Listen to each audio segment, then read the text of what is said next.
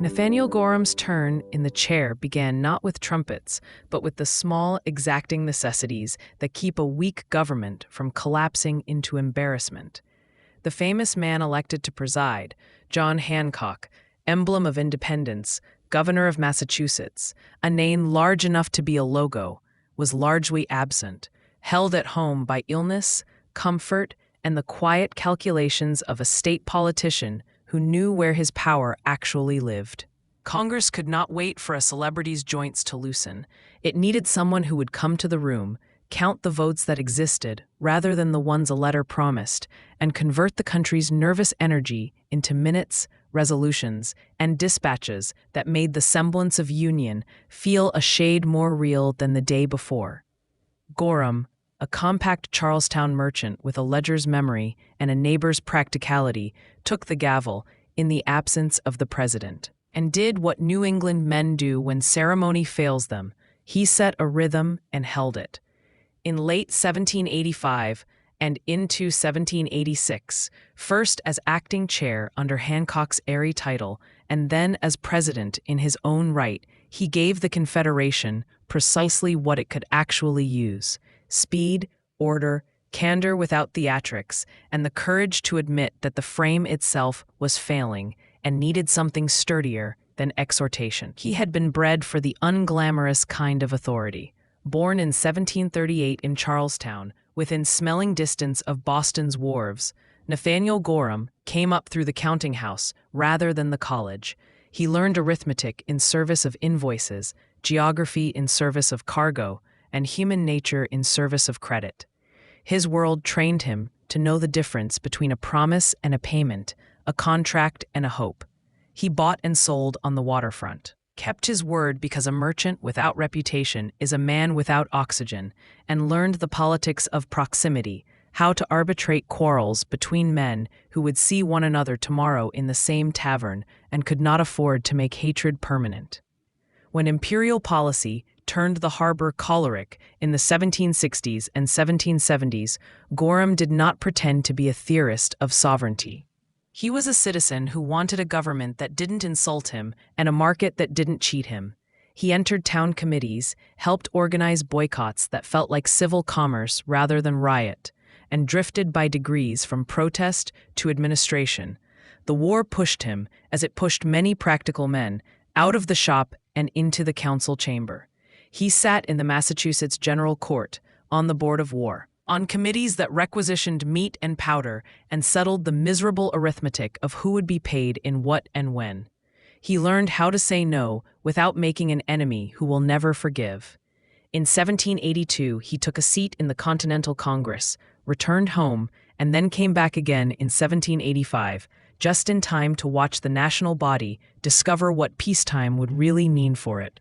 Creditors with punctual expectations, allies who measured obligations to the day, veterans holding certificates that depreciated while they were still warm from the press, and states that had discovered, like clever children, that they could love the idea of a union and still refuse to do chores for the household.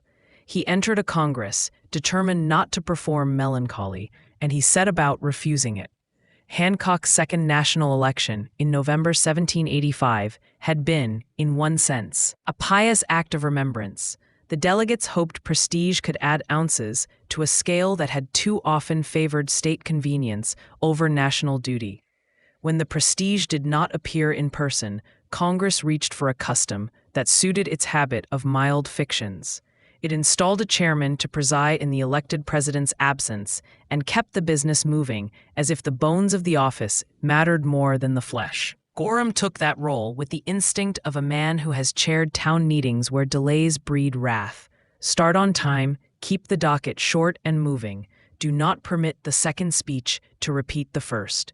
He did not pretend the gavel gave him powers the articles did not. He used the tools he had: agenda, referral, deadlines, and a gift for drafting resolutions that would not need 3 more resolutions to correct their grammar. The work that filled his table was neither romantic nor trivial. The Land Ordinance of 1785, adopted just before his acting tenure began, had set a grid over the West, townships 6 miles square, sections of 640 acres, a section reserved for the support of schools, surveys to precede sales so that claims would be rectangles rather than fistfights. That beautiful, ruthless geometry needed men in the field with chains, men at desks with plats, and a Congress that could keep all the paper aligned with all the miles. Gorham oversaw the administrative birth of the ordinance. He settled disputes about surveyors' pay and appointments, chased after reports with the politeness of a clerk who knows politeness is also pressure, and ensured that when parcels came up for sale, the advertisements went out on time, and in forms that a farmer in Connecticut and a speculator in Philadelphia could both understand. He did not delude himself that lines drawn in Philadelphia would soften the fear in a village that heard axes across the river. He believed, stubbornly, that the only alternative to a measured republic was a frontier of private empires, and he was determined to have the former. At the same time, he lived with the Confederation's financial absurdity as if it were a neighbor you cannot avoid. The impost plan still stalled by the jealousy or caution of states that preferred the fragrance of sovereignty to the smell of revenue. Requisitions that sounded like commands and moved like suggestions, a superintendent of finance trying to turn promises into notes that would not evaporate between camp and counter. In letters and minutes, you can hear Gorham's tone, brisk, patient, edged with Massachusetts thrift. He pushed adoption of the revenue measures with the candor of a shopkeeper telling a customer the terms are not insult but necessity. He wrote to governors with the formality due equals and the urgency due debt. He did not denounce, he reminded, and then reminded again. He understood that under the Articles, shame was a power. He used it without sneer. The foreign correspondence that crossed his desk looked, in the abstract, like ceremony, and in the concrete, like survival. British garrisons lingered in the Old Northwest in violation of the spirit of peace. Their officers wrote as if the Americans' failure to restore Loyalist property and pay British creditors entitled the Crown to interpret the treaty as it pleased. Spanish officials in New Orleans flexed their control over the Mississippi with compliments as sharp as knives. French ministers wanted less improvisation and more punctuality from their Republican friends. Gorham's job was to make a legislature look like a chancery. Letters and elegant paragraphs that did not tremble, with seals that impressed neither too lightly nor with ostentation. Admissions of difficulty that never read like confessions of impotence. He kept the tone even. He sent thanks to courts for births and condolences for deaths, because etiquette is one of a weak state's weapons.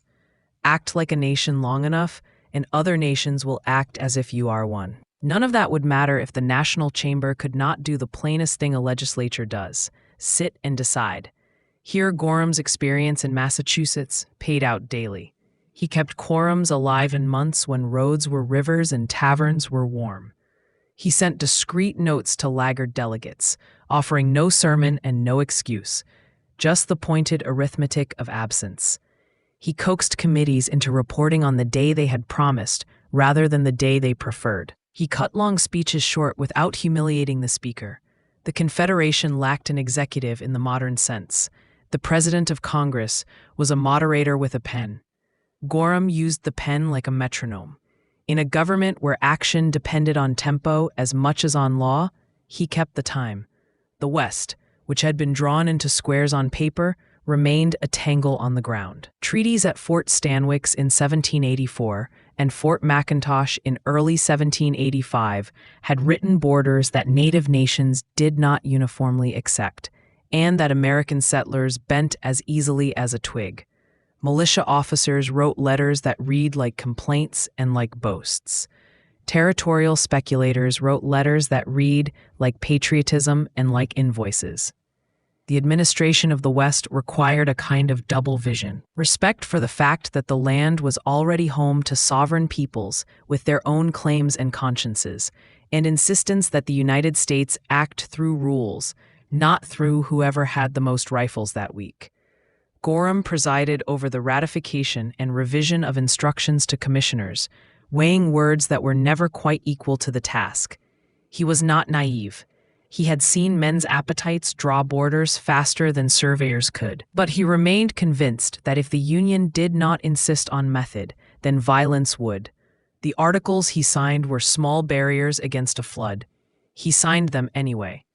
The other flood was political, and it rose in the state that had made him, the Commonwealth of Massachusetts, where a tax system constructed to restore public credit fell with the weight of a gull on men already stripped to bone by war and drought.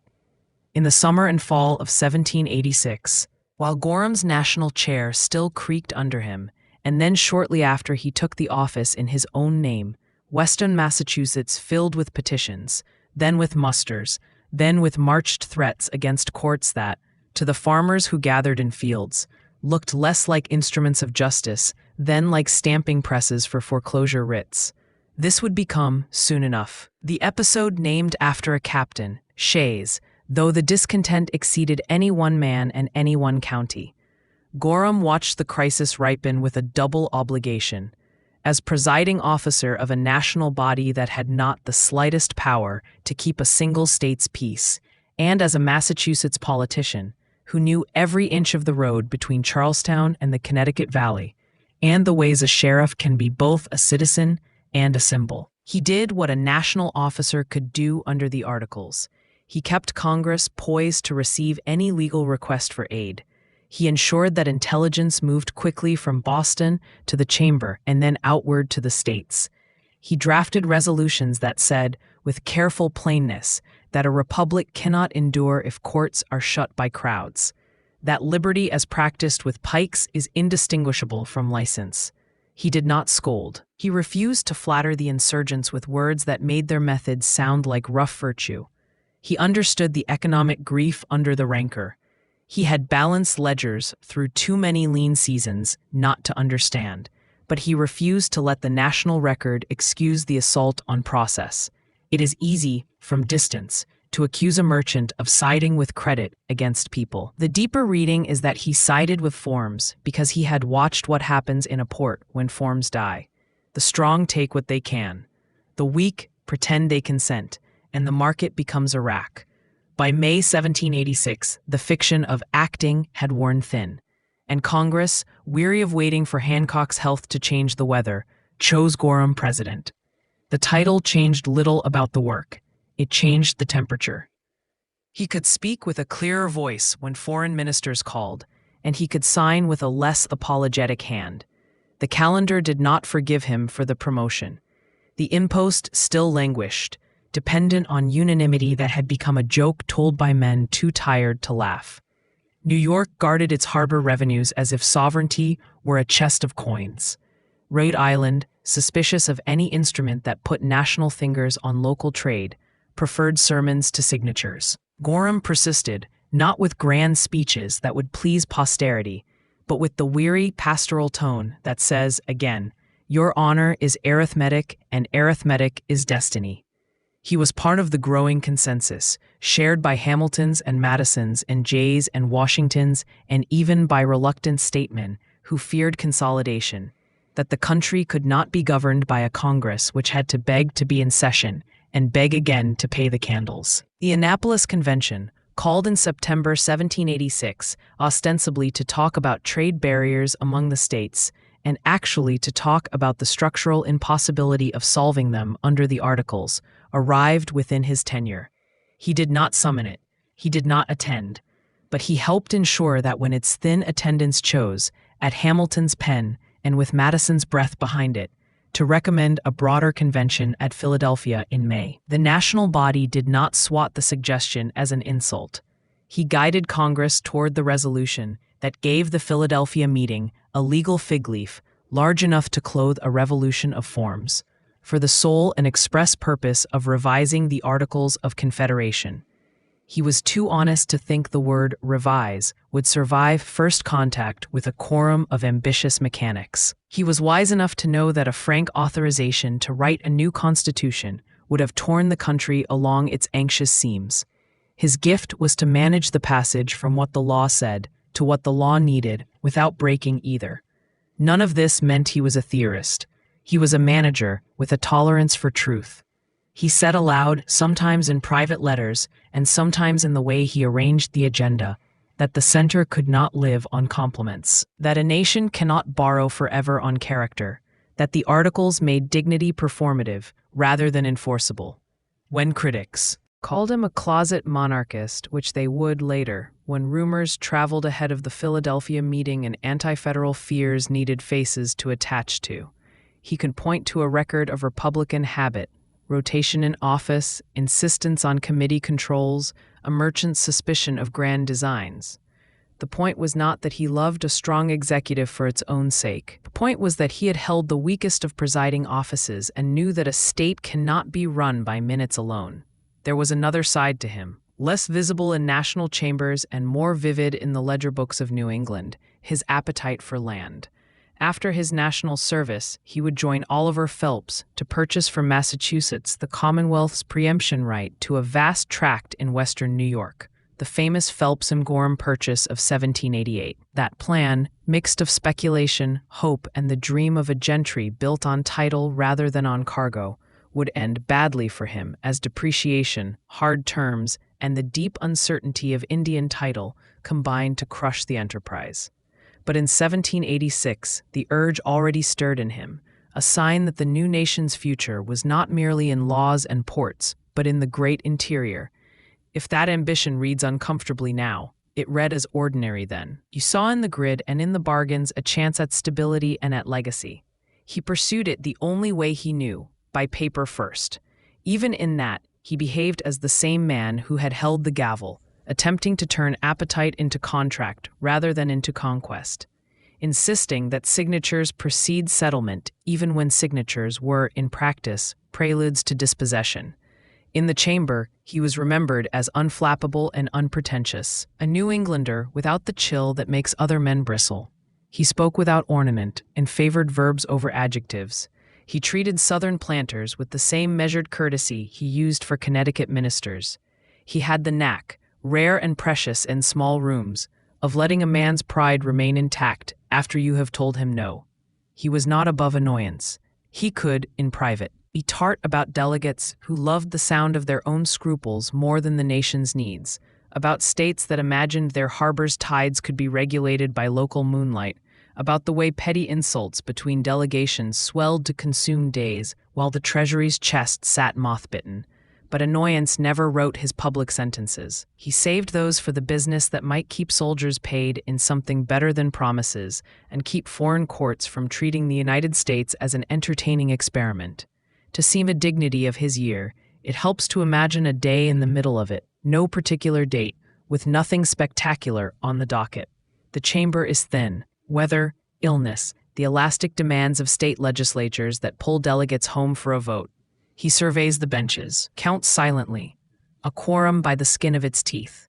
He raps lightly, calls to order. The minutes are read and approved. A report on the sale of townships under the land ordinance, problems with a river line, a question about a school section where the ground is rock. A memorial from a group of officers who have discovered that 5 years' commutation is worth less on the road to the bank than it looked in camp. The paper is referred again to a committee that will return with the same conclusion as before. Justice is a fraction. A letter from a French consul, satisfied with some nicety observed and anxious about a debt not met. Another letter from a British commander about posts on the Great Lakes, full of smiling insinuation. He guides the body through each item without letting it sink into complaint. He arranges that the hard questions will be asked by men who can bear the answers. He closes the day with the same formula, adjourn to tomorrow morning, trying to make the word tomorrow sound like a promise kept rather than like a threat deferred. What he did not do is as instructive as what he did.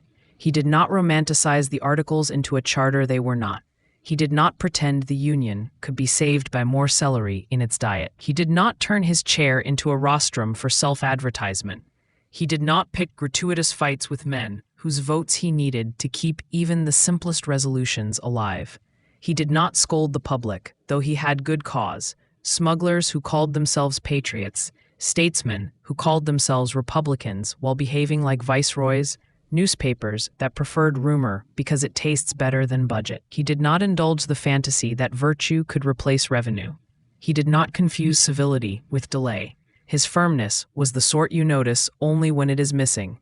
The habit of showing up, of saying exactly what the paper can bear, of admitting that the engine sputters and still insisting that it is an engine and not a prayer wheel. The measure of his usefulness appears sharply in what came after. In May 1787, he took his seat in the Philadelphia Convention that would write the Constitution, and there he served again as a chair when it mattered, presiding over the Committee of the Whole when Washington left the room, or when debate needed a man who could keep tempers under the legal boiling point.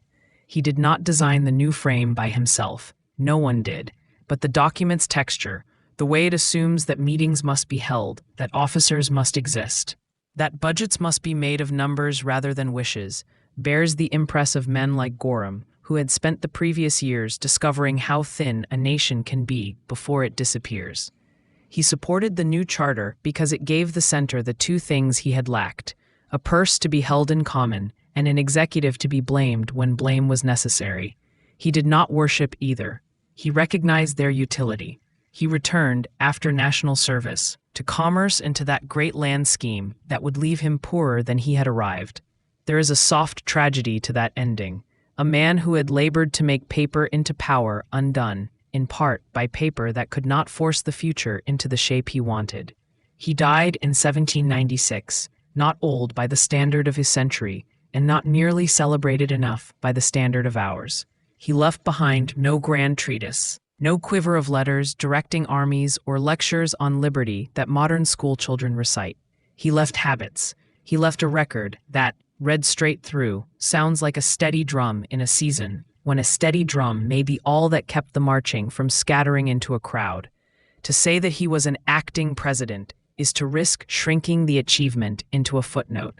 It is better to say he acted, and because he acted, the office mattered at least as much as it could.